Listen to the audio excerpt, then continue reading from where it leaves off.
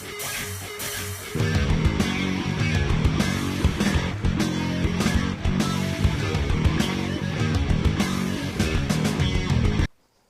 everybody, welcome to the Daily Muddy. I'm Ashley Conrad. Joining me today, Jacob Hollensteiner, Area Director of Quincy Young Life. Welcome back, my friend. Thank you. This is great. I love being here. I love when you're here. You guys are doing you're doing the Lord's work over there at Young Life. Yeah, I'm trying to. And it's the end of the year, and I know that you have some pretty hefty goals that you want to reach for Young Life, not just for Young Life as an organization, but for the lives you impact. Yeah. Yeah, so we're in the middle of kind of like what we say is, our kind of our year-end campaign, and Young Life is fun and quirky, and we do a lot of crazy things, but it was kind of put on our heart this year to kind of let people in, which I mean we do in general, but let people in to just see like the impact, but also the severity in terms of what the youth, not only of like this generation or this country, but the kids right here in our backyard are facing and dealing with. Right. I mean, I have two young kids at home. When I say young, I have a 15-year-old and an 11-year-old.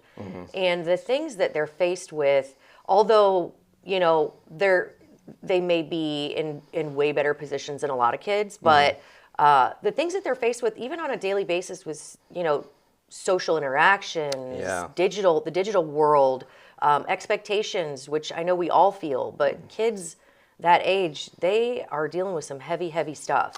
Yeah, I mean, I think back to when I was in, junior high, high school, and the top things that I had to worry about was, am I cool enough to sit in the annex? Am I going to make the basketball team, or am I popular? Like, I mean, those were the type of challenges that I faced. Am I going to fall up the stairs again today? Yeah. And now it's just, I mean, it's a whole nother level. Yeah. If I could, I'd like to tell you a little story. Share. That's what we do. Yeah, share away. So, in kind of where this all started was, so I started back in March. St. Patrick's Day was actually my first day, and so I'm coming in and I'm getting acclimated, getting to know the kids and the way of Young Life, if you will. And so St. Patrick's Day right after that is Easter.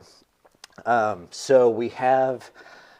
Generally, we have more, what do I want to say, simplified talks. A lot of the kids that were... like surface level discussions. Yeah, a lot of kids that we're talking to, they maybe have barely heard of Jesus or his story or not at all. And so, we keep it simplified. But, Easter is like, hey, this is the real deal. We're gonna get into some heavy stuff. And so it's the week before Easter, we talk about sin. And so we sit there and we tell them, hey, this is what sin is, this is what it looks like, this is what it does in our lives. And at the end of that, we have them write on a note card, something they're struggling with, something they've been, maybe it's a bad habit, maybe it's something that just is very challenging in their life, whatever it is to them, write it down. And so the week of Easter, they come back and now we're talking, okay, we've talked about sin, now we're going to talk about Jesus and the cross and the importance of it and, why he had to die for our sins. And so I'm about a month in and I'm like, I don't know what to expect, and so it was put on one of our leaders, her heart, Bella. And so she had this kind of like, this really neat way of gonna kind of present this, okay? And so she tells the story, the Easter story, okay? And at the end of it, she said, all right, I want everyone to close your eyes. So all the kids, they just heard this Easter story. She's like, close your eyes, meditate on what you just heard. And so then we play two soft, like worship style songs. Okay, listen to those, really listen to the lyrics, meditate on it. And so there they are, the room full of kids, and myself included. So I'm taking it all in myself, you know. And while the songs are going and while they're sitting there meditating, you hear. She had brought out this 6-foot tall cross, wooden cross, and she's hammering the note cards. Oh, wow. Into the cross, up and down, left and right. Okay. So, I mean, basically representing Jesus, and the nails and the sins and everything. And so, and it's just like, holy cow. I mean, I'm getting goosebumps. That's deep. I'm getting them now. Yeah, I wasn't even there. And so the two songs end, and the last nail goes in, and she says, okay, open your eyes. And so the kids open their eyes, and there it is, a 6-foot tall cross filled with their sins, the sins that they wrote down. And I mean, tears are being shed. I have tears in my eyes. I've got goosebumps. I'm like, I can't even believe what just happened. They're putting their arms around each other. It's just a super heavy moment. And all that to say, because I wanted to let, for this year-end campaign, we're kind of like, hey, we want to get a little more serious and just show you like what the youth of not just America or this generation, but the youth in our backyard, the youth in our community is facing. Our own kids. And my gosh, the sins that covered this cross, that could have been my cross. I'm 37. That could have been my cross with 37 years full of sin, and these are 15, 16, 17. I mean, and the problems they're facing, the sins that they're dealing with was just mind blowing. And it was like, man, these kids, they're walking the halls of our school, and they're in the grocery store and the gyms, and like they're facing these problems. And I'm like, adults have, they have issues with these problems, and these are 16-year-old kids, 17-year-old kids. Yeah, I was going to ask the age. I think it would be very eye-opening to be in that room to see not only the transparency that these kiddos have, that they feel like they need to get it off their hearts, and maybe that's the only place that they can, but also the impact of what they truly are facing. But I do think that the impact of what they're facing can only be outdone by the impact that you hold as Young Life with them, and helping them kind of overcome some of these challenges, not only through recognizing them, but celebrating the good stuff as well. So when you talk about the heavy, you guys do a really great job of balancing the fun and the quirky that you mentioned before with some of this stuff. So I think it's important that that this is talked about. Yeah. Right? So, I mean, first of all, getting high school aged or junior high aged kids to talk to you about their problems isn't easy. So the bravery and the vulnerability it took for, now granted, it was anonymous, no one's name was on it. Sure. But nonetheless, I mean, they could have been like, I'm not doing this. They could have wrote something like, oh, I struggle with farting, and try to be funny. Right. But like they opened up, and it was like, oh my goodness. So definitely kudos to them on being, because I mean, adults can't even do that. Oh yeah, it's hard. They struggle with being vulnerable and transparent. Yeah, especially in a room full of peers, right? I mean, that gets a little heavy. So as far as the end of the year campaign, obviously we want to talk about what the kiddos are going through, and how Young Life can help kind of navigate those challenges. But what are you hoping to do with the campaign? I know that Young Life, you definitely need funding to help these kiddos, right? So is that what we're trying to achieve? We want to get the word out about, okay, we want to get the word out about what you're doing for our area youth. And then we need the public's help to help achieve it, right? So to go along with obviously the heavy stuff, we don't just let them sit there in it. We give them hope. So there is light at the end of the tunnel. We always point back to Scripture. We always point back to Jesus, and this life is not the end. Even the struggles that you're in now, like it could change tomorrow. Tomorrow's a new day, and so we just encourage them. We let them know that you're not alone. I went 31 of my 37 years without faith, and it took me to get to the end of my road to be like, oh man, something's got to change. So it's like it's speaking from, hey, we've been there, we've done that, we feel what you feel. And so all that to say is, I mean, the end of the year campaign is something that we do to let the community in. I mean, it's year long, it's every year, but it's just a little bit more of an emphasis on it. And it is, yes, it's we are kind of like a church in that we are financially supported from grants and family and friends and community partners. But it's not just for the sake of, hey, we don't want to pay for anything. It's inviting other people into the mission, and just because I or Bella or Sheila or our staff or leaders, they're the ones that are maybe directly, on the front lines per se. It doesn't mean that we're any more important than the people who are financially giving in the back. I mean, we're all on one assembly line. So it's inviting the people into the mission to be a part of it.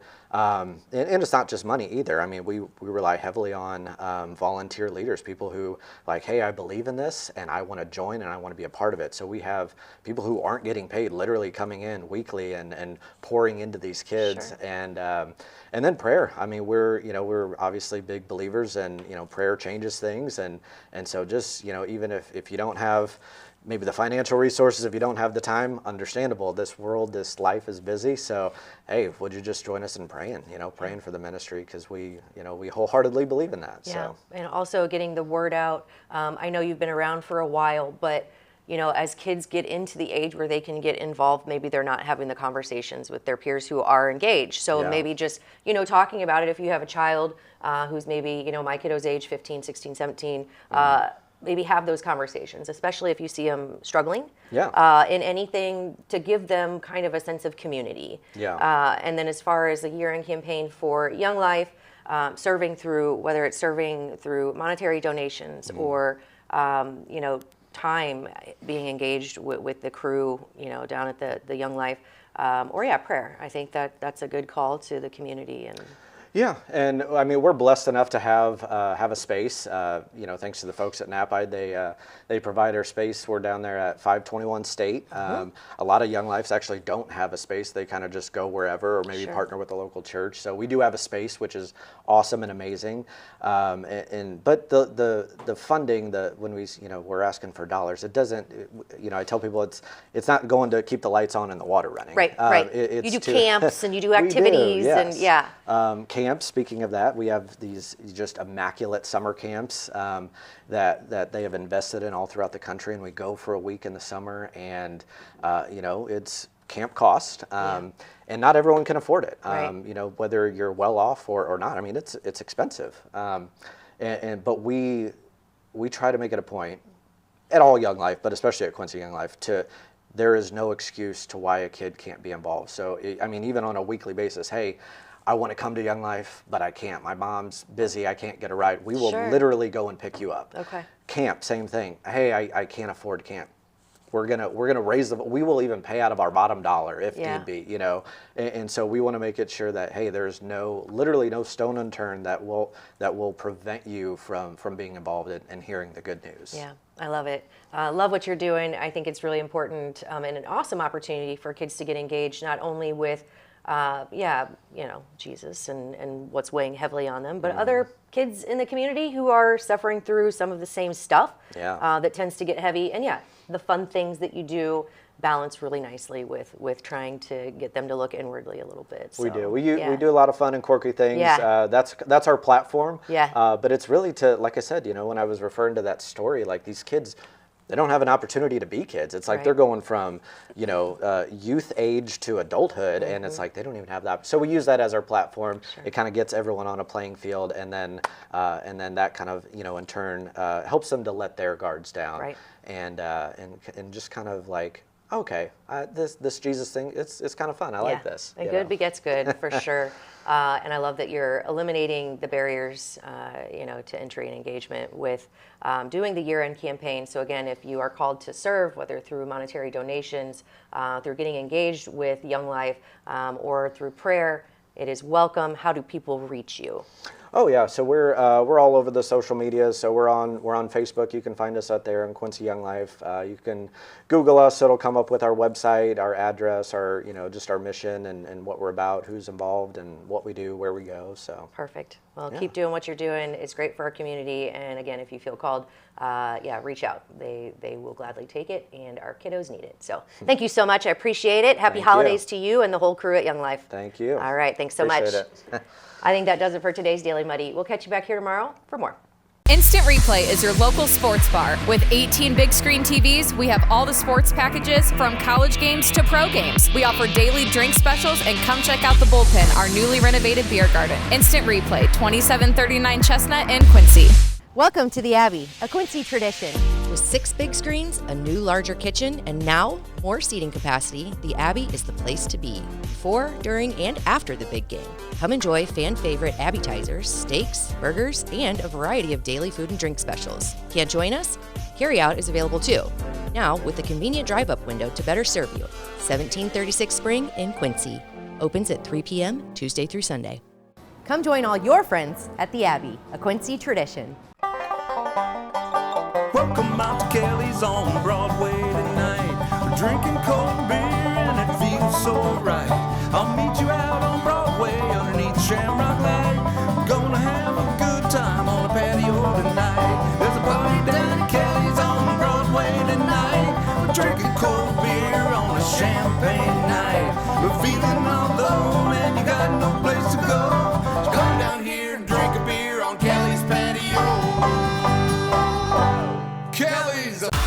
Liquor Booth is your home for a huge selection of beer, wine, and spirits. The Liquor Booth has 2 locations in Quincy, 3520 Broadway and 1500 North 12th Street. The Liquor Booth, where it's always happy hour. Welcome to Cedar Club, Quincy's favorite local bar. A friendly corner bar with a laid-back atmosphere and affordable drinks. It's the perfect spot for a great time. With entertainment galore, including shuffleboard, golden tee, pool, foosball, and winning gaming machines. Cedar Club's latest edition is the best spot to catch your favorite game. Great drinks, great friends, and great times. Cedar Club, 20th and Cedar in Quincy. Utopia is now open every day from 10 a.m. till 10 p.m. and till 1 a.m. on Thursday, Friday, and Saturday. Chill out with a craft cocktail or an ice-cold beer. And Utopia's got the latest gaming machines with big jackpots ready for you to win. Need the perfect spot for your next celebration? Utopia features a beautiful event venue, available now for parties, reunions, and private events. So come see what all the buzz is about. The drinks are cold, the space is hot, and Utopia is ready for you.